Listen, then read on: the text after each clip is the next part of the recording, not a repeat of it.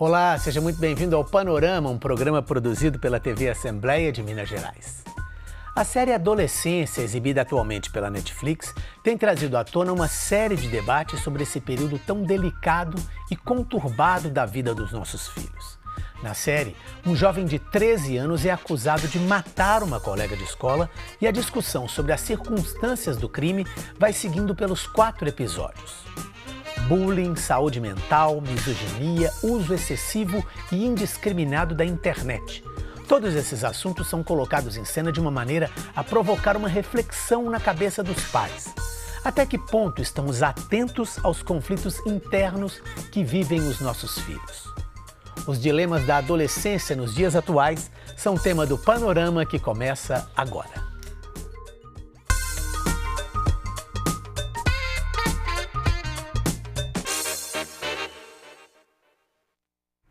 Eu converso com a psicóloga e doutora em educação, Ana Cláudia Eutrópio, coordenadora do grupo Adolescências Plurais, de atendimento psicológico para adolescentes.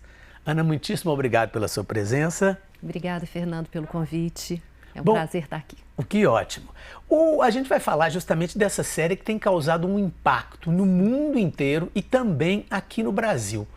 Na sua opinião, por que esse impacto tão grande dessa série? A gente já teve séries sobre adolescência, a gente já teve séries sobre uma série de questões ligadas a uma série de situações conflituosas e polêmicas, e essa teve esse impacto tão marcante. Essa série ela tem trazido uma série de debates importantes que talvez tivessem silenciados até que ela fez essa emergência, né? Eu acho que a série traz uma sensação muito forte do desconhecimento sobre o mundo dos adolescentes. A percepção de que a família não sabia o que estava acontecendo na vida do filho. Eu acho que essa foi a grande pega. Todo mundo, de alguma forma, que assistiu, especialmente pais e mães e responsáveis, cuidadores de adolescentes, começou a se questionar se realmente conhece o próprio filho, se realmente sabe o que está acontecendo, se o monitoramento que faz do uso da internet do seu filho é suficiente ou não. Então, acho que a série conseguiu, claro, com um crime drástico, então acho que também tem um apelo para uma violência extrema, que isso interpelou todo mundo a pensar, meu Deus, será que o meu filho pode chegar a esse ponto? Será que o meu filho pode chegar a esse ponto? Eu acho que aí foi a pega. Claro, e também toda a estratégia cinematográfica, de ser em plano contínuo, da gente ser capturado, de serem só 4 episódios, porque também se fosse uma série com 30 episódios, eu não sei se tanta gente teria assistido. Né? Então, acho que o jeito como a narrativa foi feita, dentro desse momento atual, em que há um distanciamento mais acirrado entre as gerações, porque os adolescentes têm um uso da tecnologia muito diferente do que os pais tinham há pouco tempo, né? A adolescência de pai nenhum tinha rede social. Essa é a geração de adolescentes que já nasceu com as redes sociais, com a internet, com o smartphone na mão. E no nosso tempo, que a gente gosta de evocar enquanto educador, porque no meu tempo era assim. O nosso tempo não tinha um smartphone na mão. Então, isso também provoca esse distanciamento e esse medo. Eu acho que a série ela gerou essa reação de medo. Né? Pois é, a série foi feita na Inglaterra, né, numa realidade, né, o roteirista, tudo, e teve esse impacto tão grande aqui no Brasil e em vários outros países, mas vamos falar aqui do Brasil. O que você acha que traz mais próximo para a nossa realidade? O que acontece ali de uma série de questões, né, da questão da misoginia, do uso da rede social, da questão do bullying, o que está mais próximo da nossa realidade? A série ela é um fenômeno mundial, né? Então acho que isso também é uma pois revelação. É interessante isso, né? Culturas tão diferentes, ela pegou de maneira... Tem alguma coisa no conflito de gerações que está colocado mundialmente. E aqui no Brasil, a gente tem essa cultura ainda muito machista. Então, o que eu acho que pegou aqui no Brasil? Essas cenas de assassinato acontecem, mas talvez não seja um fenômeno como está colocado ali na Inglaterra. Agora, vazamento de nude, criação de fotos de meninas com inteligência artificial, com elas nuas, cyberbullying. Isso está acontecendo no dia a dia? Todo dia. Então, assim, eu acho que isso também as pessoas começaram a ouvir e a perceber que é mais perto do que se imaginava. Então a série, eu acho que ela revelou, ela destampou um caldeirão, mas o caldeirão já estava fervendo. Ela só destampou. E aí, no momento em que ela destampou e borbulhou, as famílias estão todas tendo que olhar para isso, né? Cenas de vazamento de nude já eram comuns nas escolas, né? Isso não é um fenômeno novo, né? No entanto, agora as famílias se alertaram para isso. As escolas já estão lidando com esses conflitos há muito tempo, né? Agora toda a sociedade parou para olhar, o que é excelente. Pois é, e aí qual que é o papel dos pais aí nesse momento? O que os pais devem fazer? Qual que é vamos dizer assim, já que foi despertada, que a panela de pressão abriu, como lidar com essa panela de pressão e com esses jovens, né, com esse conflito de gerações que a gente está falando? Eu acho que o primeiro ponto é os pais pararem de ter medo de vigiar os celulares dos filhos. Acho que a gente passou por um momento, né, de que olhar o celular era uma invasão de privacidade. A gente começou, exatamente porque a primeira geração que vive isso, e está todo mundo ainda criando um jeito de educar nesse tempo de hoje, com essa característica, porque eu e você, a gente foi educado na época em que a gente era consumidor de conteúdo. Então, a gente assistia televisão, a gente ouvia rádio. Isso colocava os nossos pais na preocupação do que a gente estava assistindo, do que a gente estava consumindo. Então, a gente precisava de debater o que se passava na televisão. Isso permanece, porque os meninos continuam consumidores de conteúdo, mas hoje eles têm essa possibilidade de serem produtores de conteúdo. Isso é a novidade, né? Um menino que pode fazer um vídeo de alguém, colocar no YouTube, isso viralizar. Então, essa coisa da produção de conteúdo que é a novidade dessa geração. E o consumo e a produção gerando também atos fora da rede. Né, que o filme mostra isso. A partir de todo um processo dentro da rede, chega num assassinato. Né? Agora, a gente tem outras histórias. A partir de um processo dentro da rede, se produz um vídeo racista.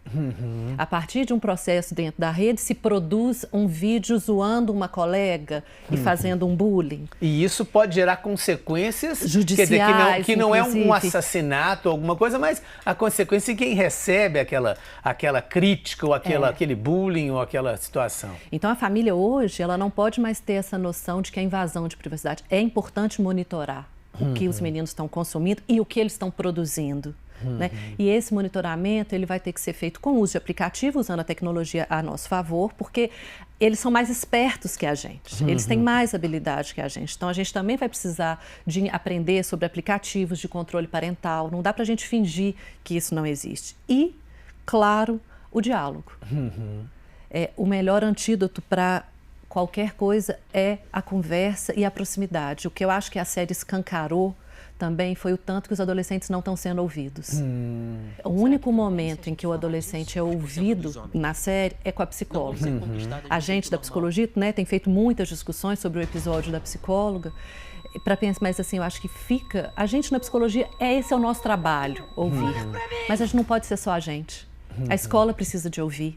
A família precisa de ouvir, né? E se a gente entra nesse diálogo com o adolescente, sempre desqualificando o que eles dizem, que é o nosso piloto automático da relação entre adulto e adolescente. Eles não sabem o que está fazendo. Que essa fase, esse aborrecente, esse namorinho. Você desqualifica o que ele traz como sendo uma experiência de menos valor. E aí ele simplesmente para de te contar as coisas.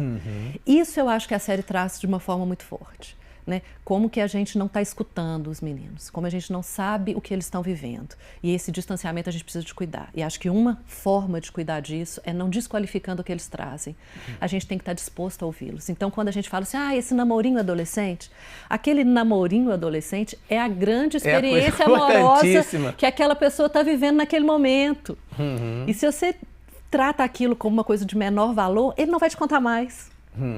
E aí você fecha uma porta que teria que estar aberta para trazer também as dificuldades, para trazer a hora, como eu escutei outro dia de um adolescente no consultório, nossa, rolou um BO na escola, será que eu vou poder contar para minha mãe? Eu falei, se você não conseguir contar, vamos contar juntos, mas assim, a gente precisa que na hora que rolar os BOs, que eles venham nos contar, né? Porque aí a gente pode ajudá-los. Se eles não têm acesso a gente para a hora que eles fazem, se eles têm medo da gente, ou se eles acham que a gente não sabe nada e que tudo que eles vão falar a gente vai criticar, a gente fecha.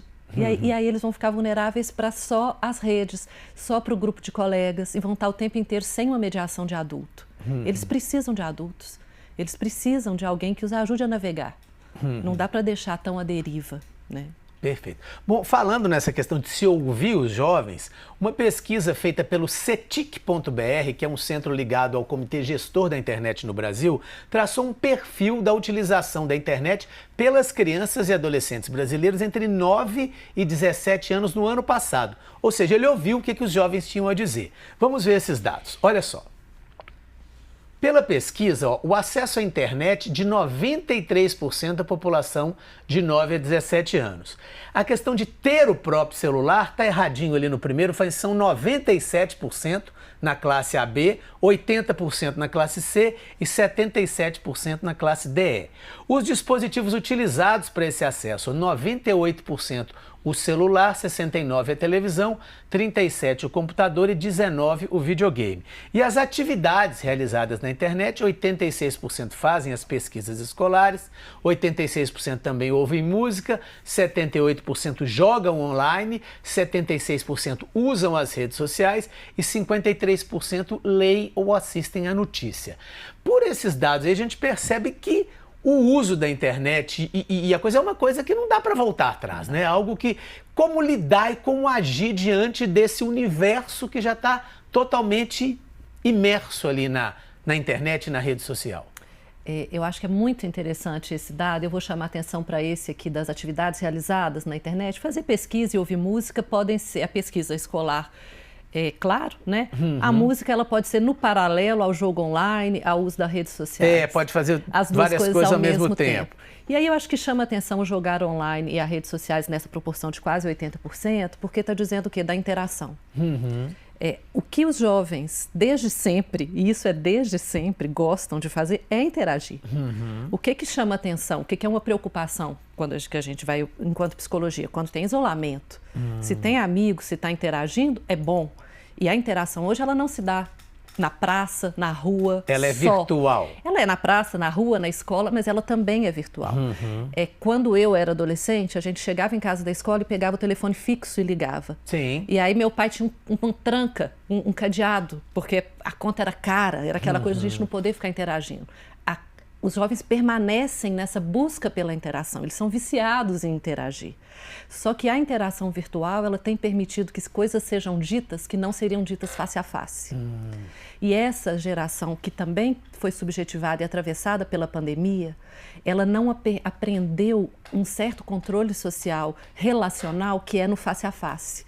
Que é, por exemplo, o Twitter. O Twitter é uma plataforma, que agora é X, que eles falam coisas que eles não têm coragem de falar ao vivo.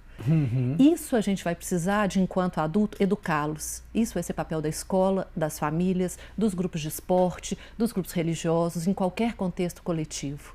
A gente vai precisar de ajudá-los a aprender o que se pode falar e o que não se pode. Porque no teclar... Fala-se qualquer coisa. Sem cuidado com o que aquilo gera no outro. E aí a gente tem observado um descuido relacional. E esse descuido relacional a gente não pode alimentar. É preciso que a gente desenvolva uma ética de convivência também virtual. Eu não posso falar qualquer coisa de qualquer jeito para qualquer pessoa só porque eu estou protegido pela tela. E isso vai ser uma tarefa educativa do nosso tempo. Né? Não dá para os meninos saírem lacrando às custas, às vezes, da saúde mental de um outro. Às vezes, à custa da felicidade de um outro. Né? Isso vai ser uma tarefa para nós. Perfeito.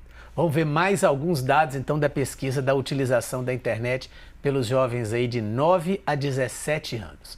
Bom, perfis nas plataformas digitais. 69% já tem o WhatsApp, 63% Instagram, 45% TikTok e 42% o YouTube.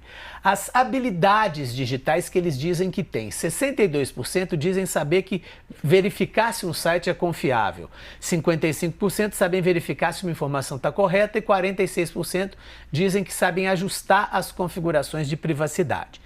A exposição aos riscos online. 42% viram alguém ser discriminado.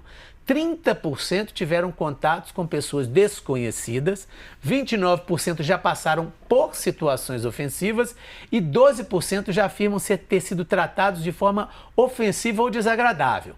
Sobre a mediação parental, o que os pais têm a ver com isso? 72% têm permissão para usar as redes sociais sem a supervisão. 67% têm os aplicativos verificados pelos responsáveis e 32% estão sujeitos aí a bloqueios ou filtros de sites. E aí, vamos analisar essas informações aí, que aí tem mais informação para a gente poder debater. Eu acho que vou chamar a atenção de 2 dados. Primeiro, o WhatsApp. Né? Há uma naturalização do WhatsApp. Como se assim, não, só tem o WhatsApp. O WhatsApp é o lugar onde acontecem as maiores violências. Os bullying estão no WhatsApp. Tem um fenômeno que é muito cruel, perverso, normalizado, que é o print do que está acontecendo num grupo que a pessoa está excluída. Né? Se a exclusão era uma fantasia adolescente, será que gostam de mim, será que não gostam de mim? Hoje ela não é mais uma fantasia, ela é um print, montaram esse grupo para falar mal de você. Que coisa, isso existe na prática, Na prática, isso chega no meu consultório dia sim, dia também. Olha. E aí vira um print de um grupo que você não está pertencendo para falar de você. E isso tem gerado, assim, coisas horríveis. Então, eu acho que a gente precisa de cuidar dos grupos de WhatsApp que esses meninos estão. A gente precisa de cuidar dessa normalização do print. A gente precisa de cuidar dessa violação que está acontecendo no WhatsApp. O WhatsApp, porque às vezes as pessoas estão preocupadas com o YouTube, com o TikTok, claro, mas pensando que a maior parte das violências, elas acontecem entre iguais, com quem você conhece. As cenas de bullying não é um bullying de um desconhecido, é de um conhecido. Geralmente é de alguém que está bem próximo e que você, muitas vezes, o adolescente nem imagina. São os grupos da escola, as coisas elas estão acontecendo entre os conhecidos. Então, os grupos da escola é uma coisa que a gente precisa de monitorar. Em grupo de trabalho de escola eu já vi violência acontecendo. E acho que os prints, a gente precisa de trabalhar com esses meninos, por quê? E a gente adulto também usa print, a gente precisa de falar sobre essa cultura de fazer print de coisas que são construídas num contexto e que vai para outro contexto. Isso é uma situação na internet. A gente tem pesquisadores que tem um conceito que chama contextos colapsados. Você produz uma coisa para um contexto e a internet permite que isso vai para um outro contexto. Essa relação do contexto colapsado que a internet gera, a gente precisa de educar os meninos para isso, porque eles produzem às vezes um vídeo ou uma mensagem para um contexto de um grupo, aquilo é printado e vai para um outro contexto e gera consequências que eles não imaginam. Então eles precisam de ser cuidadosos com o que eles geram. Então o WhatsApp é um tema para a gente discutir. Não, perfeito. Bom, essa questão que aparece na série justamente do pai e da família não saberem o que está acontecendo não só na internet, como também fora. O comportamento que o filho tem fora de casa, na escola ou em outros grupos sociais. Como fazer para ter um pouco mais de noção do que está acontecendo? Para entender o que seu filho está vivendo, o que pode estar sofrendo ou o que pode estar fazendo também, né? Porque muitas vezes a gente está falando muito de quem está sofrendo bullying, mas às vezes a gente esquece de quem está fazendo o bullying e por que ele está fazendo aquilo. Eu acho que essa é uma coisa que a série capturou, né? O protagonista da série é o autor do bullying. E isso também deu um medo nas famílias. E se o meu filho for o autor do bullying? Porque a gente se identifica com o pai e com a mãe daquela série, com o desespero deles. E a gente pensa, gente, poderia ser um filho meu. E acho que isso também, né? Eu acho que a série traz um elemento para a gente discutir, que é o volume de trabalho. O pai, ele chega à noite, o filho já está dormindo e ele sai de manhã para trabalhar e o filho ainda está dormindo. Isso não é uma situação distante da realidade de muitas famílias. Então, também, o jeito como o nosso sistema econômico está organizado atualmente tem gerado um volume de horas de trabalho que nem sempre as famílias têm condições objetivas de cuidar de seus filhos porque elas estão trabalhando para ganhar o pão de cada dia. E às vezes estão saindo, deixando os meninos ainda dormindo. Quando é adolescente, você começa a poder deixar sozinho, você começa a crescer profissionalmente ou trabalhar mais para oferecer coisas para esses meninos com outras demandas. E isso tem também gerado situações de abandono, que não são necessariamente a ausência dos pais, são busca dos pais por outras coisas. Então a situação é muito complexa que a gente vive no mundo de hoje. Por isso eu tenho sempre insistido da importância das instituições, por isso eu tenho insistido na importância da escola. Porque a família é importante, claro, mas a família também tem seus limites. Onde os meninos estão coletivamente é nos espaços escolares. A gente vai precisar que as escolas olhem as adolescências. A gente vai precisar que as escolas abram espaços de escuta para as adolescências, que eventualmente os sintomas vão aparecer na escola e a escola vai poder acionar a família. Porque às vezes se é um pai que sai 5 horas da manhã, chega 11 horas da noite, uma mãe que às vezes está trabalhando também 8, 9 horas, chega cansada, tem que fazer a comida, dentro dessa lógica que a gente ainda tem da divisão do trabalho em casa ser muito mais as mulheres do que os homens, que também é outra discussão, mas nem é o tema de hoje, né? É complexo. Sim, e como é que a escola pode agir nisso? Eu acho que a escola precisa de assumir para si que a sua tarefa hoje não é só os conteúdos escolares, português, matemática, o que cai no Enem. Isso é difícil, isso é uma discussão ampla, né? Meu trabalho é em educação e sexualidade, que é uma coisa que a gente precisa de falar sobre essas coisas. A gente precisa de falar sobre o que é ser homem, a gente precisa de falar sobre o que é ser mulher, a gente precisa de falar sobre respeito, a gente precisa de falar de bullying, a gente precisa de falar de racismo. Esses temas, eles estão meio silenciados no ambiente escolar por uma vigilância social, como se tudo fosse para... Não se pode falar nada, porque senão está doutrinando. Porque senão está doutrinando. Essa vigilância em relação ao que é discutido na escola, ela empobreceu a possibilidade que a escola fizesse seu trabalho educativo de formação de pessoas humanas. E acho que essa série traz isso. A necessidade da escola discutir essas coisas. Essa série é uma série para ser assistida em escola e pôr os meninos para discutir. Isso é tarefa pedagógica, isso é conteúdo também. Né? E a gente precisa de falar disso. Porque a família sozinha não vai dar conta. A gente está caminhando para o finalzinho, mas tem mais um tópico que aparece um pouco na série que eu queria que você falasse um pouquinho, não sei se vai dar tempo da gente discutir tanto, que é a questão do sentimento de inferioridade do rapaz, da questão da misoginia, dessa questão de conflito aí entre o menino e a menina. Como é que isso entra e como é que isso pode ser tratado hoje pelos adolescentes? Eu acho que a discussão, né, dos incels, da machosfera e de tudo como que os meninos estão sendo educados hoje é um tema que a gente também precisa de falar, né, dele. Nós mulheres, e aí eu vou me colocar junto, nós tivemos mais espaço social de conversar sobre a gente e os meninos, eles estão aprendendo muito pouco a expressar os sentimentos. A gente precisa de ensinar esses meninos a expressar os sentimentos e a expressar a raiva sem ser na porrada. Construir um jeito de ser menino que quando você se frustra, você não precisa de resolver o seu conflito pela violência, é uma tarefa para a nossa sociedade. Perfeito. A gente está acabando, eu queria que você mostrasse só o livro aí, Sim. Diálogos Transformadores. Adolescência, Diálogos Transformadores, é um livro que eu lancei o ano passado, discutindo exatamente a adolescência, discutindo essa adolescência contemporânea, discutindo o que a gente precisa enquanto sociedade. A gente tem discutido a necessidade de ter um letramento sobre adolescências de hoje, né? E o meu livro, ele aborda isso. Eu tenho um outro livro que é o Meu Adolescente, também, que são para famílias de adolescentes, que está esgotado, vai ser relançado agora 17 de maio, num encontro para famílias de adolescentes que a gente está realizando. Então, acho que tem iniciativas para ajudar. As famílias não precisam de se sentir tão desamparadas. A gente precisa de ter espaço para falar disso. Perfeito. Ana Cláudia, muitíssimo obrigado pela sua entrevista. Obrigada, Fernanda. É um prazer. Bom, o Panorama de hoje termina aqui. Se você quiser rever essa entrevista, vá até o portal da Assembleia. Ou se preferir ouvir em áudio os principais trechos, acesse o nosso podcast no Spotify e em outros tocadores de áudio. Muito obrigado pela companhia e até a próxima.